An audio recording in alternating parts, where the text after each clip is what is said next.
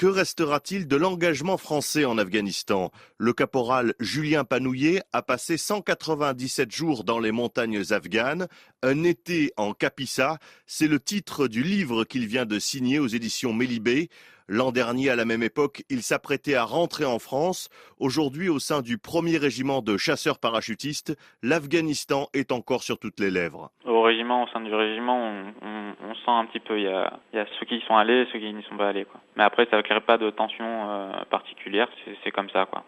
Après, aujourd'hui, on en parle toujours avec les collègues et à travers le bouquin, c'est vrai que moi, j'ai pas vraiment réussi à en sortir encore, donc on en parle toujours. Dès le premier jour, Julien Panouillet a tout noté pour garder une trace et puis aussi pour tuer le temps. Donc nous, on est arrivé sur la FOB de Tagab, on a vite mis dans le bain par rapport au contexte autour, les bruits, les combats, on se rend vite compte de l'endroit dans lequel on est tombé, quoi. Comme j'ai écrit dans mon bouquin, oui, j'ai quand même compté les jours. Donc quand j'écrivais, donc à chaque fois je marquais la date et le nombre de jours depuis que j'étais sur le sol afghan.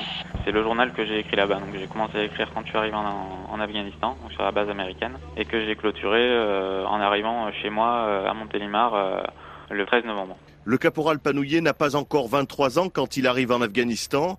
Tireur d'élite, il va passer ses journées sur les hauteurs à observer les moindres mouvements plus bas dans la vallée, dans un paysage magnifique, mais où le danger pouvait survenir à tout moment. Là-bas, on se bat un peu contre l'ennemi invisible. Donc, dans le groupe de tireurs d'élite, donc on fait quand même pas mal d'observations. Et là-bas, on était dans une période où la végétation est très dense. Donc, on a vraiment cette sensation-là d'ennemi invisible. Et même pour les personnels qui étaient donc dans la vallée, avec les ruelles, les arbres, les vergers, c'était vraiment se battre contre l'ennemi invisible là-bas.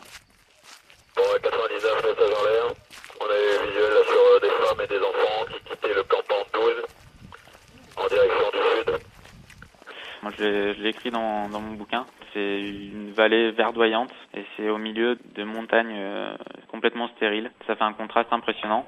Après les modes de vie de la population afghane, c'est les rois de l'irrigation, c'est assez moyenâgeux, quoi. Donc c'est beaucoup de culture à la main, les enfants qui jouent dans les rivières. C'est un retour dans le passé, quoi. Mais c'est vraiment un très beau pays, quoi. On revient, on se rend compte en fait qu'on n'est pas grand chose et qu'il faut vraiment profiter de chaque instant, quoi. Ça peut basculer tellement vite. C'est clair qu'on revient changer, quoi.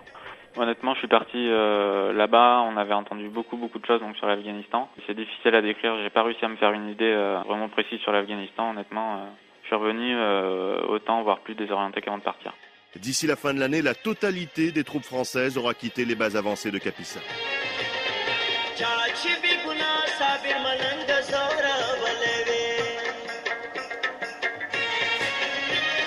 Chachi